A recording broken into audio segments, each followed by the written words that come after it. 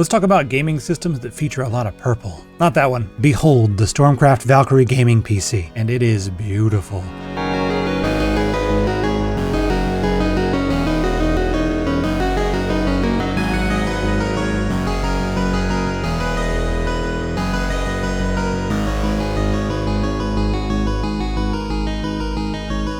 This is it, everybody. This is like my last big hardware video. I wanted to end with something awesome. That's why we've got this STORMCRAFT gaming PC. So this is completely loaded. RTX 580, 32 gigabytes of DDR5, and it's way faster than my current desktop rig. Please, can I keep? And they were like, no, no, no. This Intel Core Ultra 270K Plus is the CPU that made me say, yes, Intel is getting very serious. This CPU in both single core and multi-core beats CPUs that are twice the price. It's 24 cores, 8 performance cores, and 16 efficiency cores. The max turbo frequency on this is 5.5.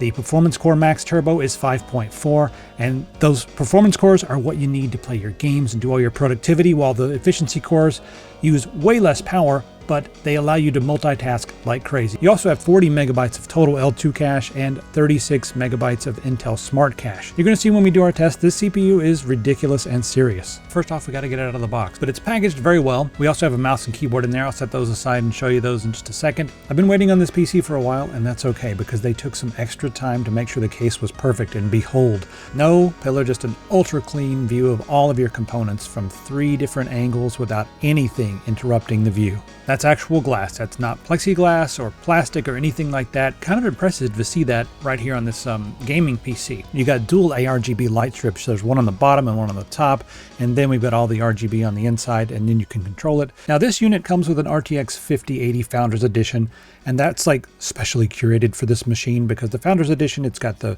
really clever placement of the power button. It also looks perfect, and the bracket there, well, this can support a 5090, so it's got plenty of room on the inside, and then you can raise the support bracket, you can twist it, turn it, you can move it around to support other graphics cards. I want to note that if you grab a machine from STORMCRAFT, they told me that they only use the big name brands like Asus, MSI, Gigabyte, Zotac, and PNY. I've used all of those, and those are pretty much the top choices that I have. This one comes with MSI, and that's probably my favorite for motherboards at the moment. Avast, mateys!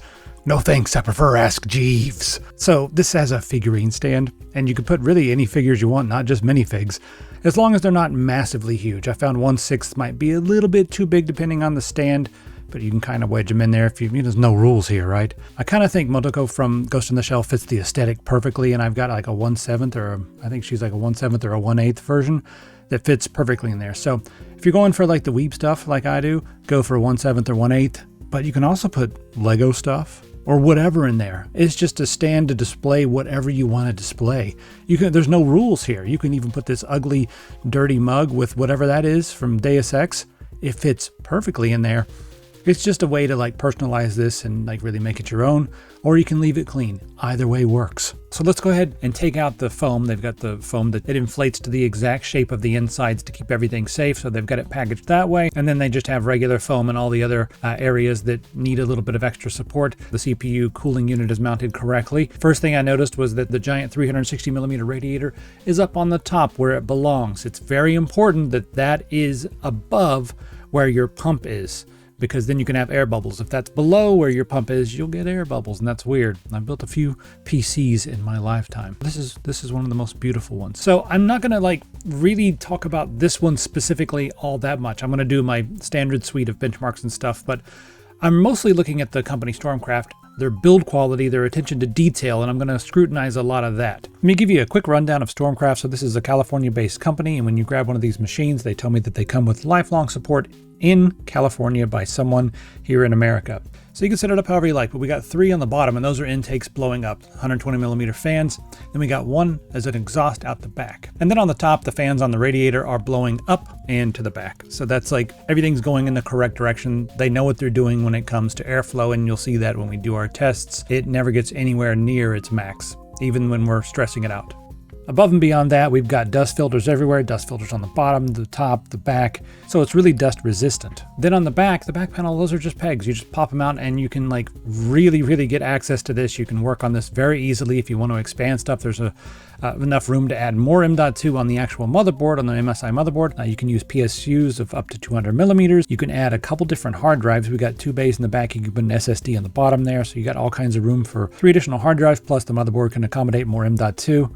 So plenty of upgrade options there. The motherboard they've gone with on this is the MSI Pro Z890S Wi-Fi. I've looked at a lot of many PCs. I'm glad I'm closing out with a real, big PC, big gaming PC. So yeah, it's nice to have a full-size motherboard because then you can expand it. You can put more cards in there. You can throw a Sound Blaster in there if you want, like me, some old school games with EAX support. I also like the aesthetic on the keyboard. Now the keyboard that they gave me is a KTC brown switches to be exact. I really like brown switches. They're, as far as like the mechanical switches go. And my favorite for a reasonable gamer are these brown switches like what we have here. I've also included a gaming mouse, so you're good to go right out of the box if you want. And we do have LEDs on, RGB LEDs on the gaming mouse and on the gaming keyboard. So on the front, we got our power and reset buttons and everything. We also have 2 USB Type A and 1 USB Type C. And beside that, we also have an audio. So as far as this motherboard goes on the back, we got plenty of USB. We got your, Thunderbolt because this is Intel. And then you got 2.5 gigabit Ethernet, just a single port there. If you need more ports, it's really easy to get more. Just plug up USB.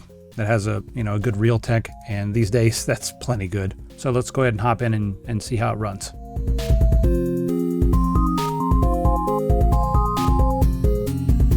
I wanted to see what this would be like on the absolute highest ridiculous setting here with 1080p on Cyberpunk 2077. So we're going to do ray tracing overdrive, setting everything to high. Just the default setting. I'm not changing anything else, just putting it on ray tracing overdrive if you want to try this at home. The average score is 104.88 FPS. That's ridiculous. Minimum 84.85. Let's go ahead and try it out on 4K and see what it does. Alright, so I cranked it up to 4K for you, but I did not change the ray tracing overdrive, and check this out. We are very close to running at 60 FPS, but I think what's even better than the 56.18 average is the fact that the minimum was only 50. That means that it is extremely playable because you're not having some like low spikes. It's not spiking down or spiking up. It's just kind of staying in the 50s. It's going to feel extremely smooth, even on 4K, with ray tracing turned up to the highest possible setting. Now you can turn DLSS on and off, but I think it looks pretty good at 4K on this monitor. We're going to try out a new RPG. This is Enshrouded. Now you can play this privately, or you can host or join games, or you can even explore player-built worlds. All right, right here in this vast world of Enshrouded, I've got this on the just the max setting at 4K. And we're getting 50 to 60 FPS. So let's make it down there. I have this thing where the controls, that's not gonna be good. Controls all feel the same.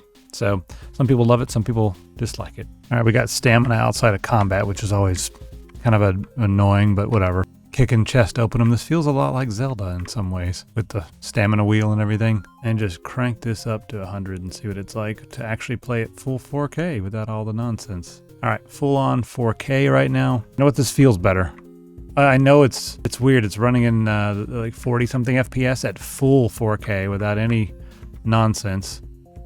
But yeah, it feels good. Cool. Anyway, it's kind of funny because I play that for a little while and then I end up playing something like, on this fancy system, I'll end up playing something like Death Howl, which is, I don't know, something about the grid combat reminds me a little bit of like the Might and Magic series, Heroes of Might and Magic, that is. But the art style is just stark and beautiful, and it's another indie game, but so check that out if you think that's cool. Another game that was sent over to me recently called The Days of Old, and it's a Metroidvania that feels like the person who made it, I don't know, maybe watched The Goonies one too many times and then decided to sit down and make something. So it's fun, didn't hook me too strongly. And then I opened up something I haven't played in a very long time. Played it when it first came out and then kind of like forgot about it. But now I'm like wanting to finish the video so I can go back and play Nightmare Reaper. But that's what I do on these crazy machines, is I get them and then I play games like Nightmare Reaper. Very much in the old school boomer shooter category. But maybe, I don't know, maybe there's something more to it because these huge generated levels that you can play through. I'm not going to spoil much, but yeah, it's one of the better ones out there, and it's got Andrew Holst's soundtrack as well. That's how you know it's good, right? So I played through those, and then I was like, all right, you know what? We better hop into Doom the Dark Ages. I played this at 4K on here, and I turned everything up to the Ultra Nightmare mode. They force you to do some kind of upscaling, so I did DLSS because 580. And 4K, we're getting 60, 80, 90, FPS on the Ultra Nightmare, and I even turned up the RAM, the GPU RAM, as far as it would go. So any game you throw at this, it just kind of like eats it up and just like, yep, easy, no problem, anything. And I'm talking like maxing it out. I feel like maxing games out was something that a lot of people felt was like unattainable for a while, but right here I am just maxing out every game at 4K.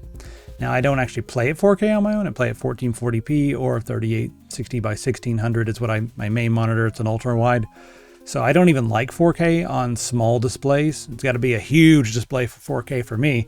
But if you're someone who, wants to play 1440p or 1080p, this is going to be future-proof for quite a while. Let's take a look at Unigine Superposition. I'm going to run this one twice. I always do the 1080p at medium just because that's what I test everything, so we can have a baseline. 182 is the minimum. Average 310, max 453.74.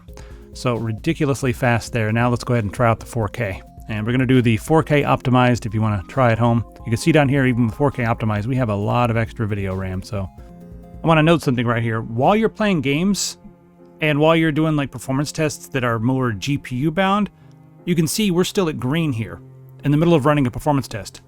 Everything is green. It's running nice and cool. And we're getting plenty of FPS here running this at 4K. It's beautiful, and it's completely quiet. All right, at 4K, minimum 168.44 FPS, 203.86 on the average, and the max is 258.65. That's beastly. It's just ridiculous numbers. Okay, only 289.3 FPS with a minimum of 74 here in Unigine Valley. So yeah, it's just ridiculously fast. This is mainly so you can test it against your current stuff and just see what it is on 1080p medium. There's all the settings right there, custom, just the, the preset high quality. Right now I've got the LED set to tell me what the temperatures are doing. So it's purple, meaning it's warm, but not like, red, crazy hot. We've been doing the system stability test for a while now, 27 minutes. And you can see it's getting around 82, 83. So we still have some headroom on this system. That's not bad at all. Now, as far as the fans go, let's measure those. A little bit loud because we've just got them cranked up all the way. So this is kind of how it'll be if you just run them at max. And there we're at 59 decibels. So like I said, it's a little bit loud when you're just running the fans all out. So here in our program, I can go ahead and stop this. Stop. And you'll start to notice that immediately the temperatures drop. Check that out. And yep, as soon as the temperatures drop right here on the inside, we are now back to green almost instantly. But I would probably recommend running this unbalanced. It's not going to affect your GPU really. Your games are probably not going to be much of a big deal, but it's going to allow the computer to run quieter. So we'll run it like that. If you want to run it on silent, depending on what you're doing, the CPU is so powerful you probably could. And you can also, customize this. And above and beyond that, they have given us some core isolation here for your software control mode if you want to get nerdy and mess around with the clock speeds, but I'm not going to do any of that. As far as the M.2 that they put in there, we're looking at like general PCI Express Gen 4 speeds. Some Gen 3 get almost this fast, but not quite. So middle of the road Gen 4 speeds, 4800 and 4400 on the read and write, as you can see right there. And then it gets the hottest right about here on the write test, right here on the smart test. The hottest that it got was 55C. So extremely cool on the M.2. If you want to look at the IOPS, take a look at that. We got a lot of read IOPS, meaning it's going to feel very snappy. All right, background's a game I'm working on. So more canned benchmarks. What do we got? Cinebench. Let's take a look at Cinebench. The single core, check that out, is really strong because we got one of those performance cores leading the way. 2318 for the single core performance. That's going to be really important for video games. Then when it comes to the multi-core performance, you can see there with all those, it's so much faster than even the Threadrippers from, I guess, last generation. 42623. Let me know how fast your system is. This is a beastly CPU with 24 cores. Next test, let's try out some Geekbench, shall we? Single core in Geekbench, 3177, multi-core 2649. I'll scroll down so you can see the individual test scores. Stop on anything, especially Clang. Make sure you got enough Clines. Yep, everything's looking good. Over here, we have our OpenCL score, which is going to be using that 580, so it's ridiculous. 281,402. Here's the individual test scores right there. Now, when it comes to like getting one from a company like STORMCRAFT or building your own, that's the other question that a lot of people are probably going to have. And if you're someone who just wants to grab it, like maybe you want something that you can get from one place already put together that has all the stuff, you might be able to get it cheaper here. It depends on the price of everything.